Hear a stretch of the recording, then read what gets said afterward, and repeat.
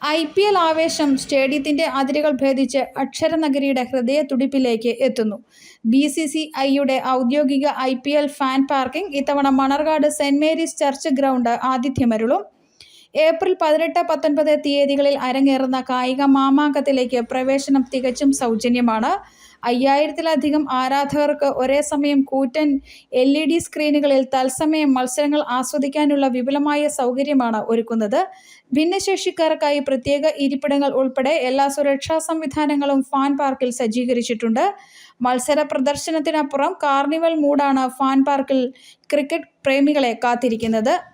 വൈവിധ്യമാർന്ന ഭക്ഷണശാലകൾ, സംഗീത വിരുന്നുകൾ, കുട്ടികൾക്കായുള്ള പ്ലേ സോണുകൾ എന്നിവയ്ക്ക് പുറമെ ആരാധകർക്ക് കായിക മികവ് തെളിയിക്കാൻ വിർച്വൽ ബാറ്റിംഗ് സോണുകളും ബൗളിംഗ് നൈറ്റുകൾ എന്നിവയും സജ്ജമാണ്.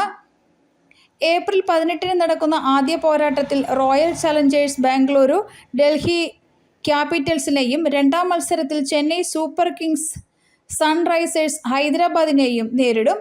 ഏപ്രിൽ 19 തീയതി കൊൽക്കത്ത നൈറ്റ് റൈഡേഴ്സ് രാജസ്ഥാൻ റോയൽസുമായും രണ്ടാം മത്സരത്തിൽ പഞ്ചാബ് കിങ്സ് ലക്നൗ സൂപ്പർ ജയൻസുമായും ഏറ്റുമുട്ടും.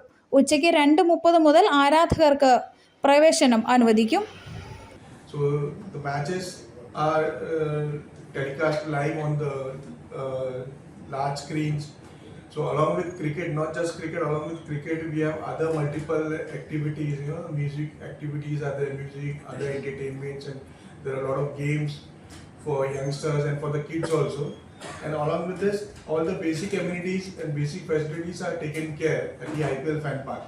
So like we have a free drinking water facilities available at the venue. The safety and security of the people are taken care of. We appoint private securities and bouncers to take care of the safety and security. Along with this, there are paramedical teams who are stationed at the venue. Then all the basic things are taken care of. Like what you see in the stadium, what the facilities mostly are there in the stadium. The same kind of facilities we try to provide here at this Fan Park venues also. പരിസ്ഥിതി സംരക്ഷണത്തിന് മുൻതൂക്കം നൽകി പൂർണ്ണമായും green protocol പാലിച്ചായിരിക്കും fan പാർക്കിന്റെ പ്രവർത്തനം.